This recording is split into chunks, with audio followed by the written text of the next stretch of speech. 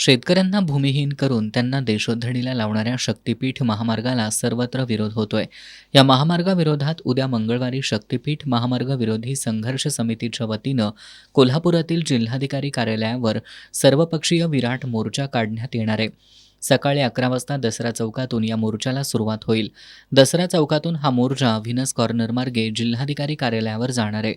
या मोर्चात खासदार शाहू छत्रपती, विधान परिषदेचे काँग्रेसचे गटनेते आमदार सतेज पाटील, माजी खासदार राजू शेट्टी, आमदार जयंत आसगावकर, माजी आमदार के.पी. पाटील, संपत बापू पवार पाटील, ऋतुराज पाटील, राजूबाबा आवळे, राजीव आवळे, ए.वाय. पाटील, शिवसेना उपनेते संजय पवार, शिवसेना सहसंपर्क प्रमुख विजय देवणे, उदय नारकर, अतुल दिघे, शिवसेनेचे जिल्हाप्रमुख सुनील शिंत्रे, रविकिरण इंगवले, गोकुळचे माजी संचालक चेतन नरके, शशिकांत पाटील सुयेकर, बाबासाहेब चौगले, बाळासाहेब खाडे यांच्यासह सर्वपक्षीय पदाधिकारी, बाधित शेतकरी मोठ्या संख्येनं उपस्थित राहणार आहेत, अशी माहिती समितीचे समन्वयक गिरीश फोंडे आणि प्रकाश पाटील यांनी दिली.